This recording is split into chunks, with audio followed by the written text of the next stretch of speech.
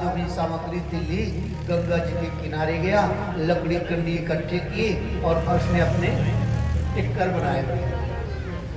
टिक्कर बनाए, सोचने लगा गुरु जी ने कहा था कि राम जी को भोग लगा के फिर पाना।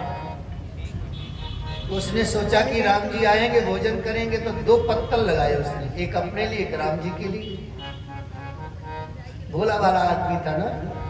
2 पत्तल लगाए, दोनों पत्तल में 4-4 बढ़िया टिक्कर रखे, थोड़ा भरता रखा और बुलाने लगा राम जी को। आओ मेरे राम जी, आओ मेरे राम जी, रुचि रुचि भोग लगाओ मेरे राम जी। आओ मेरे राम जी, आओ मेरे राम जी, रुचि रुचि भोग लगाओ मेरे राम जी। आओ मेरे राम जी, आओ मेरे राम जी, रुचि रुचि भोग लगाओ मेरे राम जी। आओ मेरे राम जी, आओ मेरे राम जी, रुचि रुचि भोग लगाओ मेरे राम जी। वह भगवान श्री राम जी को बुलाते हैं, लेकिन राम जी इतना जल्दी आते हैं क्या करें। बैठा रहा थोड़ा देर तक, बोले हमको बहुत भूख लगी है, आप जल्दी आइए। जब काफी देर हो गया नहीं आया तो उसने एक बात कही, बोले देखिए आप सोच रहे हो कि आश्रम में जाके बढ़िया घी चुपड़ी रोटी खाएंगे, बढ़िया दाल भात सब बना होगा, तो आज वहाँ कुछ नहीं है, वहीं से भग करके हम यहाँ आए हैं, इसलिए यही रूखा सूखा खा के काम चलाओ आज। इतनी बात कहते ही राम जी उसकी सरलता पर रीझ गई।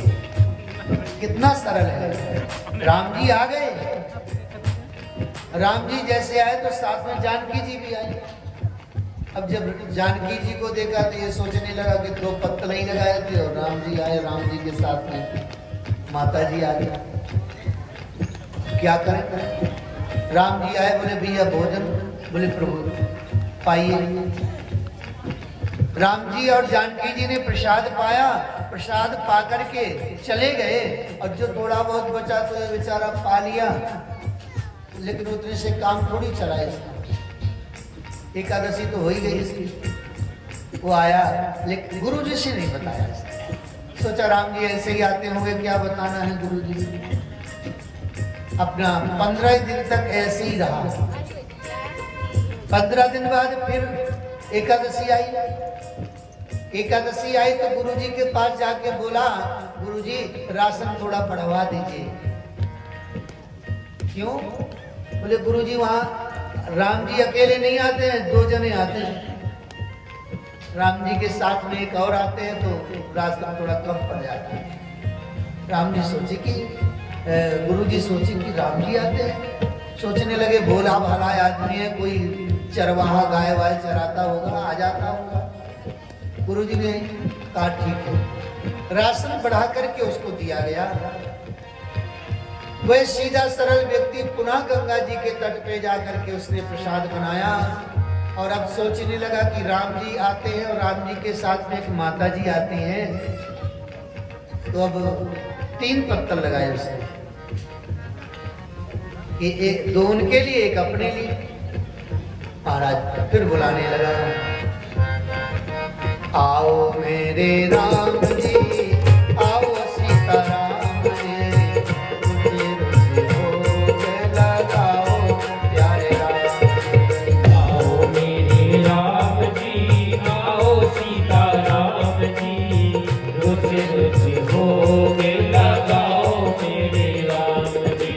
आओ सीता राम जी, आओ सीता राम जी, रुचि रुचि भोग लगाओ सीता राम। आओ मेरे राम जी, आओ सीता राम जी, रुचि रुचि भोग लगाओ सीता राम जी। राम जी आ गए। इस बार राम जी अकेले नहीं, जानकी जी आई, लक्ष्मण जी भी साथ में आ गए। अब इसने देखा तो इसके कान खड़े हो गए कि ये तो अच्छा हमारी परेशानी बढ़ती चली जा रही है। हम एक की राशन की व्यवस्था करके लाए, 2 आए, आज 2 की व्यवस्था करी तो 3 आ गए। चलो कोई बात नहीं। प्रसाद पवाया, जब राम जी जाने लगे तो इसने पूछ लिया, बोले प्रभु आप बता दीजिए अगली बार कितने आएंगे,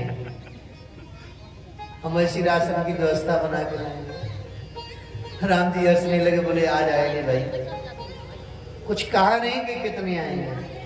अब ये चला गया, कुछ नहीं गुरु जी से बोला।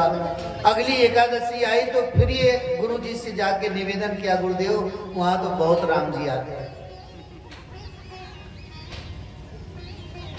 आप राशन ज्यादा ही बढ़वा करके दीजिए। गुरु जी हमें कुछ मिलता ही नहीं है, सब राम जी खा जाते हैं। अब तो गुरु जी को लगा कि ये आदमी कुछ गड़बड़ तो नहीं कर रहा है, इतना राशन लेके जाता है और कहता है फिर भी कम पड़ता है। हो सकता है नया नया चेला है, कुछ गड़बड़ कर लेता हो, कहीं बेच लेता हो। कोठारी से कहा दे दो जितना कहे, आज हम छिप करके जाके देखेंगे कि यह करता क्या है। महाराज पूरी राशन की पोटली बांधी उसने, गंगा के किनारे जाकर के पहुंच गया। अब ये सोचने लगा खाने को तो मिलता नहीं है, अब बनाने को इतना कौन बनाए। तो पोटली को रखा वहीं पर, एक वृक्ष के नीचे बैठ गया और बुलाने लगा, आओ मेरे राम जी, आओ मेरे राम जी, रुचि रुचि भोग लगाओ मेरे राम जी, आओ मेरे राम जी, रुचि रुचि भोग लगाओ मेरे राम जी। आओ मेरे राम जी, आओ लक्ष्मण राम जी, रुचि रुचि भोग लगाओ मेरे राम जी। आओ मेरे राम जी, आओ लक्ष्मण राम जी, रुचि रुचि भोग लगाओ मेरे राम। आ गए राम जी। तो राम जी आए, जानकी जी, भरतलाल, शत्रुघ्न लाल, लक्ष्मण जी, हनुमान जी, पूरा राम दरबार आ गया, प्रकट हो गया। अब ये तो पोटरा रखे हुए बैठा था। राम जी बोले भाई भोजन। राम जी बोले आज तो हमने बनाया ही नहीं। बोले क्यों नहीं बनाया?